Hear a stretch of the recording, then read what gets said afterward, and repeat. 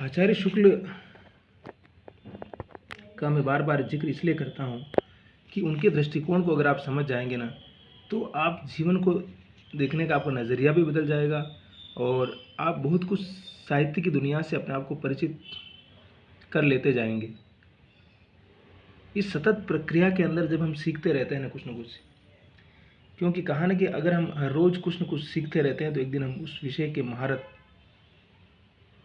महारथी होने का दावा भी कर सकते हैं। तो आचार्य शुक्ल ने कुछ ऐसा ही महारथी होने का दावा किया और उन्होंने छायावाद को मतलब लगभग पूरे हिंदी साहित्य के इतिहास को परिभाषित किया। भारतीय समाज की चेतना, वैश्विक चेतना, उनका कमांड हर विषय पर था लगभग। तो छायावाद का प्रयोग इसीलिए वो बार बार दार्शनिक स्तर पर कहते हैं। क्या कहते हैं शुक्ल जी कि छायावाद शब्द का प्रयोग दो अर्थों में समझना चाहिए। एक तो रहस्यवाद के अर्थ में, जहाँ उसका संबंध काव्य से होता है, अर्थात जहाँ कवि उस अनंत और अज्ञात प्रीतम को आलम्बन बनाकर अत्यंत चित्रमयी भाषा में प्रेम की अनेक प्रकार से व्यंजना करता है। तो कुल मिलाकर आधुनिक समाज में क्या एक मनुष्य को प्रेम करने के लिए भी रास्ता मिला। पहले ये था कि लड़कियों से के बाद स्त्रियों से कैसे साथ जाएंगे, कैसे पति उसके साथ जा सकता है, क्या हो सकता है, तमाम तरह के बंधन है। समाज को, आप भारतीय समाज को देखेंगे तो पता चलेगा। ग्रामीण समाज अलग है, शहर का अलग है, अर्बन अलग है, छोटे शहर का अलग है, अलग अलग जातियों का अलग अलग स्ट्रक्चर है। कहीं विधवा विवाह है, कहीं नहीं है, कहीं बाल विवाह, और कई तरह की समस्याएं हैं। उन समस्याओं को जब आप टैकल करेंगे, उनके लेयर को समझेंगे तो आपको बहुत सारी चीज़ें समझ में आ जाएगी। और छायावाद शब्द का दूसरा प्रयोग काव्य शैली या पद्धति के अर्थ में मैंने पहले ही बता दिया, सबसे महत्वपूर्ण पद्धति है कि आपका लिखने का तरीका क्या है। फिर जयशंकर प्रसाद क्या कहते हैं, जब वेदना के आधार पर अनुभूतिमय अभिव्यक्ति होने लगी तब हिंदी में उसे छायावाद के नाम से अभिनीत किया गया। ध्वन्यात्मकता, लाक्षणिकता, सौंदर्यमय प्रतीक विधान, उपचार, वक्रता के साथ अनुभूति विवृत्ति छायावाद की विशेषता है। तो प्रसाद अपने तरीके से बता रहे हैं कि उसमें लाक्षणिकता भी है, वैचित्रता है, सुंदरता का वर्णन किया है, जीवन के तमाम, और संगीत का भी उसमें बहुत सारे लोगों ने उपयोग किया है। उसके बाद रामकुमार वर्मा परमात्मा की छाया आत्मा में, आत्मा की छाया परमात्मा में पड़ने लगती है तभी छायावाद की सृष्टि होती है। तो ये बहुत हल्की और मोटा मोटी परिभाषा है। नगेंद्र स्थूल के प्रति सूक्ष्म का विद्रोह बताते हैं। महादेवी छायावाद तत्व प्रकृति के बीच जीवन का उद्गीत है, उसका मूल दर्शन सर्वात्मवाद है। महादेवी वर्मा के अनुसार कि मतलब वो प्रकृति के बीच जीवन का सौंदर्य क्या हो सकता है, और सब में आत्मा, हर किसी के जीवन की संभावनाओं की बात वो करती है। फिर रामलाल जी क्या कहते हैं, छायावाद स्थूल के प्रति सूक्ष्म का विद्रोह नहीं रहा, वरन थोथी नैतिकता, रूढ़िवाद और सामंती साम्राज्यवादी बंधनों के प्रति विद्रोह रहा है। यह विद्रोह मध्य वर्ग के तत्वधान में हुआ था, इसलिए उसके साथ मध्यवर्गीय असंगति, पराजय और पलायन की भावना जुड़ी हुई है। समझ गया बात को।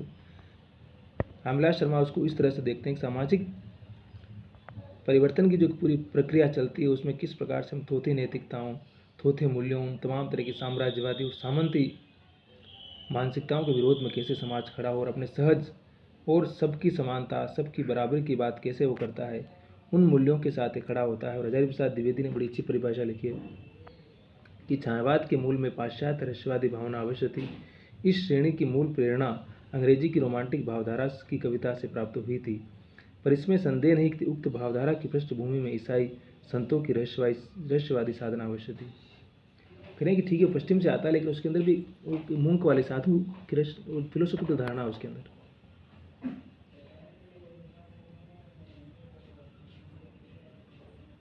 इसलिए छायावाद को उन सारे आधार पर समझने की आवश्यकता है।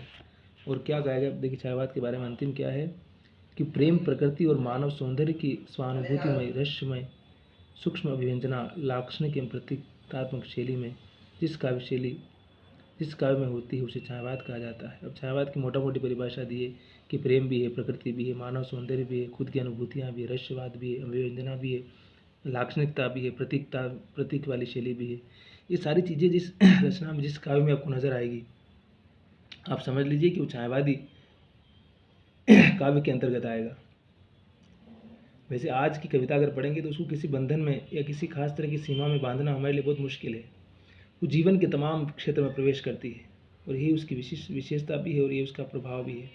तो छायावादी कविता को समझ जाएंगे तो फिर आधुनिक कविता को समझना, आधुनिक काव्य को समझना, आधुनिक गद्य को समझना भी आसान होगा हमारे लिए। नाटक को समझना, एकांकी को समझना, कहानी को समझना, क्योंकि कहानी भी उस विचार को लेकर लगातार समाज के बीच, जीवन के बीच आ रही है। ये बात है। तो हंसते रहिए, मुस्कुराते रहिए और हमारे चैनल पर आइए, सब्सक्राइब कीजिए, घंटा दबाइए, घंटा, और इसको प्लीज़ यार लाइक कर दीजिए, शेयर कर दीजिए। आप लोग, आप ही लोगों का तो है सब कुछ यहाँ पर, हमारा क्या है, समझ रहे हैं ना। बस लगे रहिए हमारे साथ और अपना ख्याल रखिए, हंसते रहिए, मुस्कुराते रहिए, बी पॉजिटिव। और